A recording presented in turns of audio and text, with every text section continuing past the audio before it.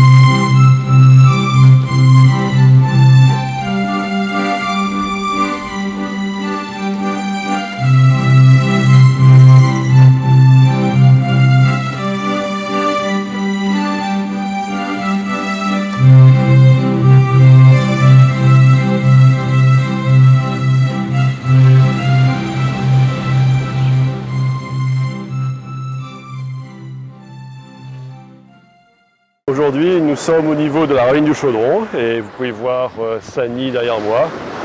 Et nous allons procéder à l'opération Project Rescue Ocean, Projet Rescue Océan Réunion. C'est tout de suite. Alors aujourd'hui, c'est jour de collecte ici à la plage de la Jamaïque. Là, on peut voir d'ailleurs Sani. On n'a pas vraiment l'habitude de venir à la plage à Sani. C'est vrai. Voilà, c'est amusant. Et nous sommes avec Cédric, voilà, qui est bénévole. Oui. Et alors, comment ça se présente? Cédric, tu es venu en famille, justement. Oui, avec ma fille, ses meilleures amies, ses meilleurs amis. Qui d'ailleurs, vous voyez, elle est. Oui, mais dans le mien. Mets-la dedans. Dans le mien. Parce que je suis en train de faire un reportage, chérie. Mets dedans. Mais mets dans le tien, mais vas-y.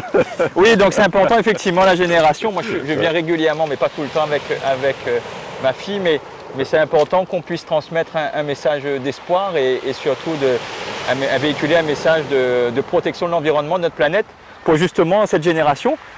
Moi, je suis conscient qu'à 40 ans, il faut faire les choses et pas les subir.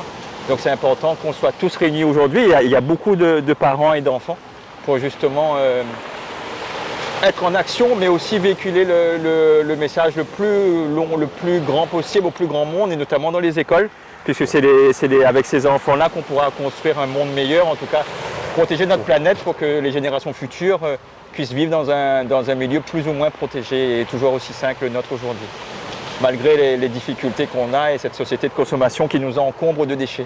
Alors en fait, c'est un message que l'on transmet, au-delà du geste lui-même, c'est un message que l'on transmet aux futures générations. Et c'est une prise de conscience, et ça c'est très important. C'est important puisque les enfants sont en général des éponges, et si on touche le cœur des enfants, je pense qu'on touchera le cœur des parents. Donc effectivement, ce message il est hyper important. En dehors de l'action, il faut faire beaucoup de prévention pour éviter de se retrouver aujourd'hui, encore une fois, ramasser d'innombrables déchets, des choses qui vont se retrouver à la mer, dans la chaîne alimentaire, et qui forcément auront un impact sur notre santé à un moment donné. Voilà. C'est curieux parce que moi je pensais qu'avec le passage d'Emnati, il y aurait un peu plus de déchets, tout ça, que les ravines seraient encombrées. Finalement non. Qu'est-ce qui s'est passé? Est-ce que ça a été rejeté à la mer en fait? On ne sait pas. Je pense qu'effectivement, en général c'est ce qui se passe. Il y a eu beaucoup de déchets un peu plus loin, proche, près du Barachois. Mais il y a aussi l'action de l'association et des bénévoles. En dehors de l'action des bénévoles, il y a aussi des actions citoyennes au quotidien. Et que je pense qu'il y a quand même des déchets et que malgré tout, heureusement qu'on est là pour les ramasser. Et quelque part aujourd'hui, effectivement, on a un bord de plage qui est assez propre et tant mieux, mais ce n'est pas le cas, sur l'ensemble de l'île. Donc l'effort est à maintenir et à continuer de manière constante à prévenir et aussi à nettoyer. Cédric, d'après ce que tu m'as dit, tu as une passion pour le sport puisque tu es raider. Tout à fait. Tu as fait le grand raid. À plusieurs reprises, oui. Voilà. Tout à fait. Et tu as aussi une passion pour l'écologie. Oui. Et donc voilà, tu as une passion pour tout ce qui est sain en fait, pour tout ce qui est sain pour le corps, pour l'esprit, pour l'environnement. C'est ça, tout à fait, oui. Bah oui, la nature, ça me parle. Donc forcément, quand je cours aussi, j'ai toujours un petit sac plastique avec moi. Et je m'arrête souvent pour ramasser les déchets. D'ailleurs, c'était une idée aussi avec Benoît, le président de l'association, c'est de pouvoir organiser une collecte, notamment en faisant le sport, la nature, effectivement, le trail, sur le site du Piton des Neiges. Ouais. Donc l'idée, c'est vraiment aussi d'allier l'utile à l'agréable. Et effectivement, nos sentiers aussi, malheureusement, il n'y a pas que les bords de plage et de ravines qui sont sales, il y a aussi les sentiers qui sont malheureusement, où il y a plein de déchets, et notamment des déchets, alors c'est triste à dire, jetés par des randonneurs ou des coureurs. Hélas. Et là aussi, il y a un message important à faire, c'est ce que je fais au niveau de mon club, parce que je suis aussi président d'un club de trail. Donc c'est un message que j'essaye de véhiculer à mes adhérents également. Voilà. Donc c'est là que l'on voit que la prise de conscience est primordiale. Au-delà du ramassage des déchets, il y a aussi cette prise de conscience qui se retrouve à travers le sport, aussi l'entraide, la prise de conscience, l'éducation des enfants. C'est ça, c'est un ensemble de choses, le bien-être, effectivement, l'entraide, la prise de conscience, le message aux enfants. C'est un ensemble d'éléments qui vont que petit à petit, je pense qu'on va transmettre un message, et puis des messages d'espoir, puisqu'il ne faut pas se dire que tout est fini. Non, au contraire, il faut se retrousser les manches et y aller, et se lever le matin, un dimanche matin, venir avec la famille, et s'encourager et encourager les assos qui œuvrent. Et Project Rescue Océan, qui est une très belle asso, et l'engagement de ses bénévoles, de l'ensemble de ses bénévoles et de son staff. Très bien. Cédric, je te remercie. Je t'en prie, c'est moi qui te remercie pour ce petit moment de partage. Alors, je suis Patricia, je vais me présenter comme la maman de Marie-Juliette. C'est ma fille donc de 21 ans, et j'aurais aimé lui laisser autre chose en héritage que ce tas d'ordures, donc c'est pour ça que je suis là. J'étais venue au départ me promener. Et puis finalement, quand j'ai vu le stand, je suis allée me renseigner en fait, parce que je savais que Rescue Océan faisait des actions en faveur de l'environnement. Et donc comme c'est une thématique qui me touche, je suis allée me renseigner et ils m'ont dit qu'ils faisaient une action aujourd'hui de nettoyage. Voilà, c'est vraiment... Je suis venue là délibérément, mais pas dans le but de nettoyer. Donc oui, en fait, vous faisiez peut-être votre jogging voilà. Et vous êtes tombé sur le stand. Voilà, donc je suis fait la marche, donc vraiment. D'accord, vous êtes renseigné. Voilà. Et vous avez sûrement rencontré Benoît, le président ou quelqu'un d'autre. Voilà, une personne de l'association en fait. L'association, oui. Voilà, je suis allée me renseigner sur ce qu'ils faisaient aujourd'hui. Et c'est là qu'ils me disaient ils ont fait une grande campagne de communication sur leur action visant à nettoyer la frange littorale. Ouais. Et ils m'ont expliqué que c'est une association qui est mondialement connue. Ouais. Et du coup, elle m'a demandé si je voulais bien participer, ne serait-ce que pour un quart d'heure. Et je me suis dit, donner un quart d'heure pour notre environnement, c'est pas cher mon pays. Ouais. Donc du coup, je me suis dit... Donc vous vous êtes donné plus de temps, en fait, plus de temps qu'un quart d'heure, peut-être une heure. Voilà, exact. Alors, comment pensez-vous, comment trouvez-vous cette organisation, les gens et tout ça, l'ambiance Je trouve que l'organisation est très structurée, ce qui est important parce que à l'heure de la pandémie, de la crise sanitaire, c'est super important donc au niveau de l'hygiène. Donc on est équipé de gants, on est équipé en sac et donc avec différents contenants en fonction des différents déchets. Donc déjà au niveau de l'association, elle est vraiment clean là-dessus, elle est organisée, donc on se sent vraiment prise en main parce qu'on nous donne les indications sur le tri. Et puis au niveau donc de l'ambiance, je trouve que c'est motivant. Et c'est encourageant parce que vous venez, c'est des familles qui viennent avec leurs enfants et il y a vraiment du cœur à l'ouvrage et aussi de la force qui est mise, croule peut-être sur le déchet, mais on va débarrasser notre habitat en fait. Ça c'est notre habitat. C'est très stimulant quoi. Chacun entraîne l'autre en fait, c'est ça. Oui, c'est ça. Donc si d'autres n'ont pas peur donc, de faire l'effort et de porter lourdement cette ferraille-là, à notre niveau, quelque chose qui ne serait pas aussi lourd, parce que physiquement, c'est quand même sur un sol qui n'est pas stable, on ne peut pas porter de gros déchets. Et bien le plastique, il prend beaucoup plus de temps pour se dégrader. Le verre et tout, on peut le faire et il n'y a pas donc de gestes inutiles. Chaque geste compte. D'accord. Et ouais, c'est ça. Nous sommes ici, là c'est la ravine de Chaudron, et puis nous sommes avec Hugo. Bah moi c'est Hugo, j'habite à Saint-Denis. De base je suis fan de sport parce que c'est bon pour la santé. Et avec ma famille on a décidé de venir à l'action Rescue Océan, projet Rescue Océan. Alors Hugo, tu es un volontaire justement pour cette action de projet Rescue Océan. Et là nous avons ton collègue là qui est derrière nous. Là, voilà. Activement, 3-4 sacs remplis là déjà. Alors Hugo, qu'est-ce qui t'a motivé justement pour joindre cette association et cette action ce matin à Sagny quoi déjà, moi j'habite juste ici, donc c'est proche de chez nous. Et puis dimanche matin, souvent on fait rien, donc on s'est dit pourquoi pas participer un peu à cette action pour la collecte des déchets, qui est quand même un gros fléau ici à La Réunion, enfin partout dans le monde. Mais c'est vrai que pour nous ça a été un peu naturel de le faire pour ça, pour participer un peu à l'action collective finalement. Et voilà, pour nous c'est important. Et en fait, étais-tu au courant hier de l'action, ou est-ce que c'est en faisant ton footing que tu as vu justement les stands de justement tu as pris le train en marche, on va dire. J'ai pris le train en marche carrément. Ce sont mes parents qui m'ont initié à ça. Et je crois qu'ils l'ont su par rapport aux réseaux sociaux. Ils ont un Facebook et un Instagram, donc voilà, ils postent souvent leurs actions dessus, donc voilà. Ils font les demandes de bénévoles via les réseaux plutôt, à l'ère du collectif du numérique, donc voilà, ça s'est fait comme ça. Et monsieur ton collègue s'appelle comment? FX, on appelle FX. Okay. Bonjour FX. François-Xavier, vous êtes avec un membre de votre famille, là, Hugo, là. Et alors, cette collecte pour l'environnement se fait en famille, c'est quelque chose de remarquable. On essaye de rallier tout le monde, c'est plus agréable de faire ça en groupe. Ouais, on sensibilise un peu toute la famille, les grands, les petits.